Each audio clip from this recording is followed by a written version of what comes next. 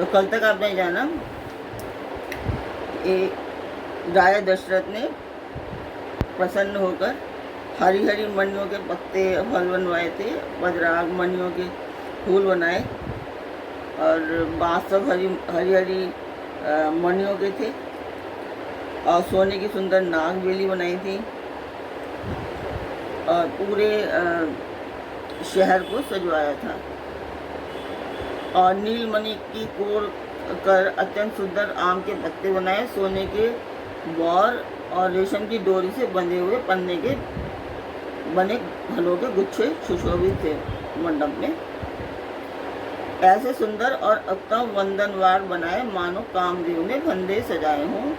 अनेकों मंगल कलश और सुंदर ध्वजा पताका पर्दे और चौवर बनाए। जिस मंडप में रूप और गुणों के समुद्र श्री रामचंद्र जी दूल्हे होंगे वह मंडप तीनों लोगों में प्रसिद्ध होना ही चाहिए। जनक जी के महल की जैसी शोभा है वैसी ही शोभा नगर के प्रत्येक घर की दिखाई देती है। तो स्वागत करती हूँ मैं आप सभी का अपने रामचरितमानस के बालकांड पाठ में। तो आप सब लोग कैसे हैं? आशा करती हूँ आप सब अच्छे होंगे, स्वस्थ होंगे और मेरे रामचरितमानस का बालकांड पाठ अवश्य देखते होंगे। तो आपने मेरा चैनल सब्सक्राइब किया या नहीं, और नहीं किया है तो कर लीजिए। जो लोग पुराने हैं वो जानते हैं कि मैं ये पाठ मंदिर के लिए कर रही हूँ। एक बहुत पुराना मंदिर है तो उसी के लिए, और उसका मैं वीडियो डाल देती हूँ बीच में।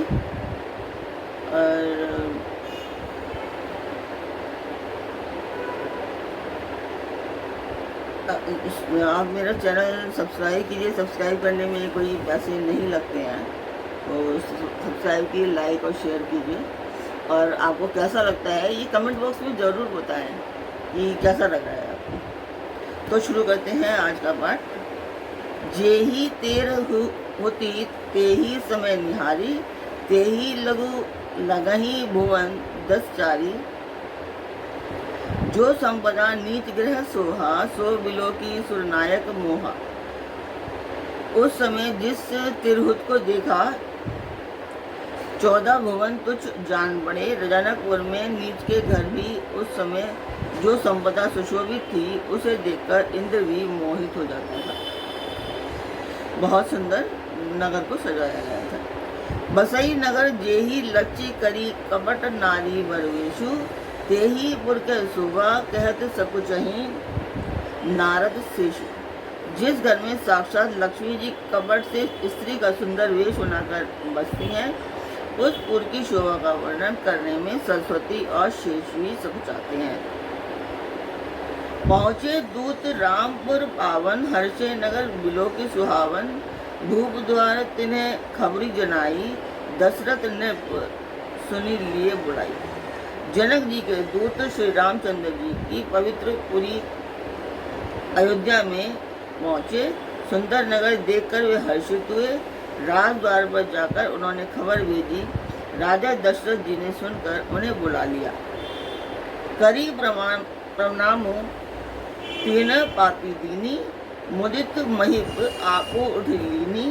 बारी विलोचन बाचत पाती, पुलक गाज आई भरी छाती। दूतों ने प्रणाम करके चिट्ठी दी। प्रसन्न होकर राजा ने स्वयं उठकर उसे लिया। चिट्ठी बांधते समय उनके नेत्रों में जल, प्रेम और आनंद के आंसू आ गए। शरीर पुलकित हो गया और छाती भर आई। राम लखनऊ उड़कर बर चिट्ठी, रही गए कहत ना खाटी मीठी। पुनि धरी धीर पत्रिका बाँचो, हर्षी सभा बात सुनी साचो। हृदय में राम और लक्ष्मण, हाथ में सुंदर चिट्ठी है। राजा उसे हाथ में लिए ही रह गए। खट्टी मीठी कुछ भी कह ना सके। फिर धीरज धरकर उन्होंने पत्रिका पढ़ी। सारी सभा सच्ची बात सुनकर हर्षित हो गई।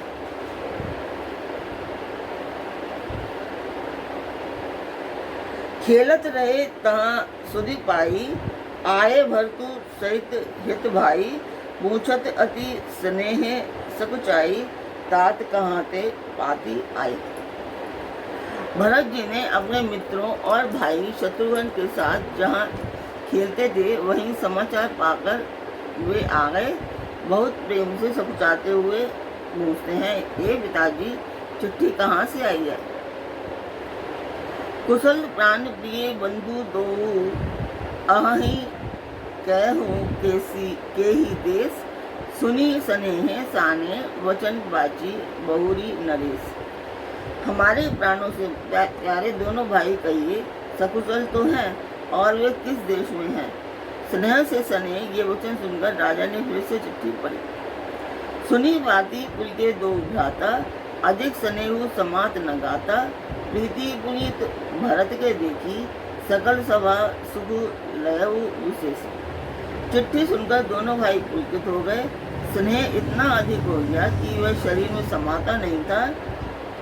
भरत जी का पवित्र प्रेम देखकर सारी सभा ने विशेष सुख पाया। तब नृप दूत निकट बैठारे, मधुर मनोहर वचन उचारे, भैया कहूँ कुशल दो बारे, तुम्हें नीके निज नयन निहारे। तब राजा दूतों को पास बैठकर मन को हरने वाले मीठे वचन बोले, भैया कहो, दोनों बच्चे कुशल से तो हैं? तुमने अपनी आंखों से उन्हें अच्छी तरह देखा है ना?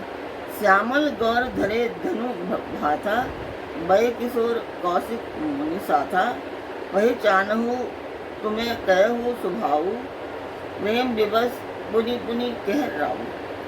सांवले और गोरे शरीर वाले वे धनुष और तरकश धारण किए रहते हैं।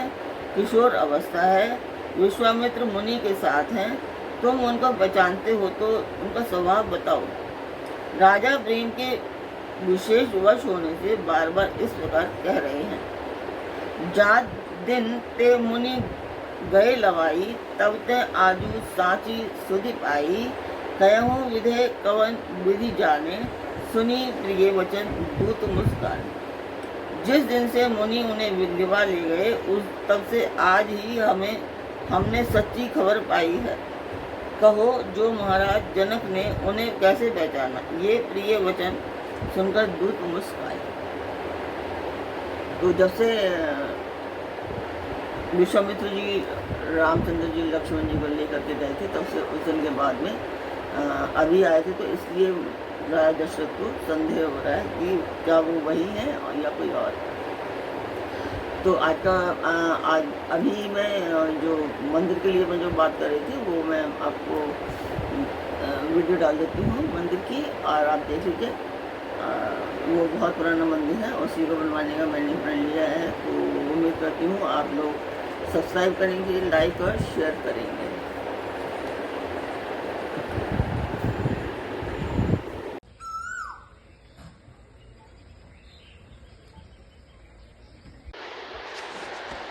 तो आपने देखी वो वीडियो, कैसा लगा आप कमेंट बॉक्स में अवश्य बताएं। तो शुरू करते हैं आगे। आप मेरा चैनल सब्सक्राइब कीजिए। चैनल सब्सक्राइबर्स बढ़ ही नहीं रहे हैं, और एक एक दो ही लोग करते हैं सब्सक्राइब। ज़्यादा से ज़्यादा शेयर कीजिए ताकि सब्सक्राइबर बढ़ें और मुझे मोटिवेशन नहीं मिले। मैं इतनी लगन से ये पाठ पढ़ रही हूँ। देख रहे होंगे आप लोग, खुद जान समझ रहे होंगे इस चीज़ को। तो यही है, मैं चाहती हूँ कि आप लोग सब्सक्राइब करें ताकि चैनल थोड़ा सा ग्रो हो, और मैं उस मंदिर को बनवाने का जो मैंने पढ़ लिया है वो मैं पूर्ण करूँ। पूरा नहीं तो कम से वो मंदिर में पूरा नहीं तो कम से कम थोड़ा तो बनवा सकूँ, थोड़ा तो करवा सकूँ। कुछ तो अब जब मैंने बोल ही दिया है तो कुछ तो मैं करवा पाऊँ। सुनहु महीपति मुकुट मणि, तुम्ह सम धन्य न कोई कोऊ, राम लखनऊ जिन्हें के तने विश्व विभूषण दो। तो दूतों ने कहा, हे राजाओं के मुकुट मणि, सुनिए, आपके समान धन्य और कोई नहीं है, जिनके राम लक्ष्मण जैसे पुत्र हैं, जो दोनों विश्व के विभूषण हैं। पूछन जो न तनय तुम्हारे, पुरुष सिंह त्युपुर उजियारे, जिन्ह के जस प्रताप के आगे, शशि मलिन रवि शीतल लागे। आपके पुत्र पूछने योग्य नहीं है, वे पुरुष सिंह तीनों लोकों के प्रकाश स्वरूप है। जिनके यश के आगे चंद्रमा मलिन और प्रताप के आगे सूर्य शीतल लगता है। तिन्हें कहें कहिए नाथ किमि चीन, देखई रवि की दीप कर लीना, सिए स्वयंवर भूप अनेका, समिटे सुभट एक के एक तय एका। हे नाथ, उनके लिए आप कहते हैं कि उन्हें कैसे बचाना? क्या सूर्य को हाथ में दीपक लेकर देखा जाता है? सीता जी स्वयंवर में अनेकों राजा और एक से एक बढ़कर योद्धा एकत्रित हुए थे। अभी उससे पहले थोड़ी आवाज़ थोड़ी कम आ रही होगी, तो प्लीज़ इसे इग्नोर कीजिए। तो अभी मैंने ये माइक पहन लिया है, तो अभी ठीक आएगी आवाज़। शंभु सरासनु काहू नटारा, हारे सकल वीर बरियारा, तीनी लोक में जे भट मानी, सबके सकती शंभु धनु भानी। परंतु शिव जी के धनुष को कोई भी नहीं हटा सका, सारे बलवान वीर हार गए। तीनों लोकों में जो वीरता के अभिमानी थे, शिव जी के धनुष ने सबकी शक्ति तोड़ दी। तो शिव जी के धनुष को तोड़ने के लिए एक लाइक तो बनता है। श्री रामचंद्र जी की शादी हो रही है, अब वो अपने घर पहुँच चुके हैं और अपने पिता से मिलेंगे। सकई उठाई सरासुर मेरु, सोऊ हिये हारी गयऊ करी फेरू, जेहि कौतुक शिवशैल उठावा, सोऊ तेहि सभा पराभव पावा। वानासुर जो सुमेरु को भी उठा सकता था, वह भी हृदय में हार कर परिक्रमा करके चला गया, और जिसने खेल से ही कैलाश को उठा लिया था, वह रावण भी उस सभा में पराजय को प्राप्त हुआ। तहाँ राम रघुवंश मणि सुनिए महामहिपाल, भंजेऊ चाप प्रयास बिनु, जिमी गज पंकज नाल। हे महाराज सुनिए, वहाँ जहाँ ऐसे ऐसे योद्धा हार मान गए, रघुवंश मुनि श्री रामचंद्र जी ने बिना भी प्रयास के शिव जी के धनुष को वैसे ही तोड़ डाला जैसे हाथी कमल की डंडी को तोड़ डालता है।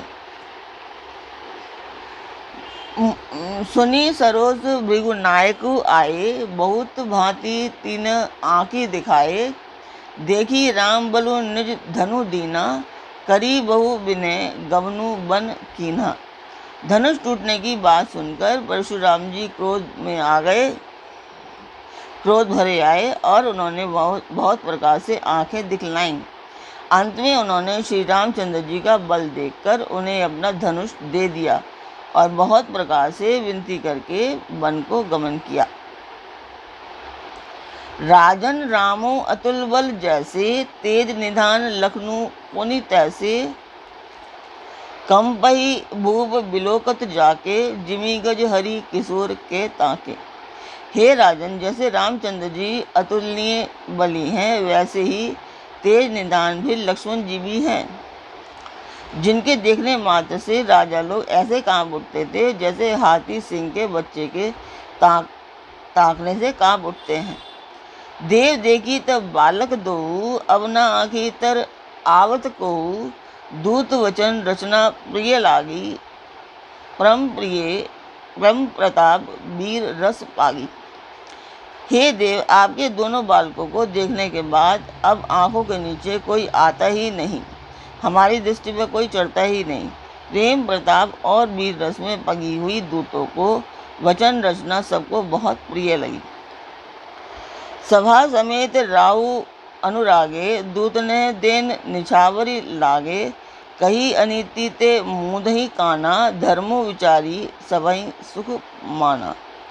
सभा सहित राजा प्रेम में मगन हो गए और दूतों को निछावर देने लगे। उन्होंने निछावर देते देखकर यह नीति विरुद्ध है ऐसा कहकर दूत अपने हाथों से कान मूंदने लगे। धर्म को विचार कर उनका धर्मयुक्त बर्ताव देखकर सभी ने सुख माना। तब उठी भूप वशिष्ठ कहूँ दीन, पत्रिका जाई, कथा सुनाई गुरही, सब सादर दूत बुलाई। तब राजा ने उठकर वशिष्ठ जी के पास जाकर उनको पत्रिका दी और आदर पूर्वक दूतों को बुलाकर सारी कथा गुरु जी को सुना दी। सुनी बोले गुरु अति सुख पाई, पुण्य पुरुष कही मही सुख छाई, जिमी सरिता सागर महु जाही, यद्यपि ताही कामना नाही। सब समाचार सुनकर और अत्यंत सुख पाकर गुरु बोले, पुण्यात्मा पुरुष के लिए पृथ्वी सुखों से छाई हुई है, जैसे नदियां समुद्र में आती हैं, यद्यपि समुद्र को नदी की कामना नहीं होती। तो आज का पाठ हम यही पूर्ण करते हैं और कल फिर मिलेंगे एक नए पाठ में। तब तक आप मेरा चैनल सब्सक्राइब कीजिए, लाइक और शेयर कीजिए, ज़्यादा से ज़्यादा शेयर कीजिए अपने परिवार को और फ्रेंड्स को। बोलिए कि ज़्यादा से ज़्यादा सब्सक्राइब करें और शेयर भी करें, ताकि चैनल ग्रो हो। और ये एक पुण्य काम है और वो भी रामचरितमानस का पाठ है, तो श्री राम जी की कृपा सभी पर बनी रहती है। और ये एक मंदिर के लिए काज है, तो अच्छा है, भगवान की कृपा सब पर बनी रहेगी। जो भी थोड़ा बहुत तो अपना शेयर देगा उसमें बनी रहती है। ये तो फिर मिलते हैं एक नए पार्ट में कल फिर।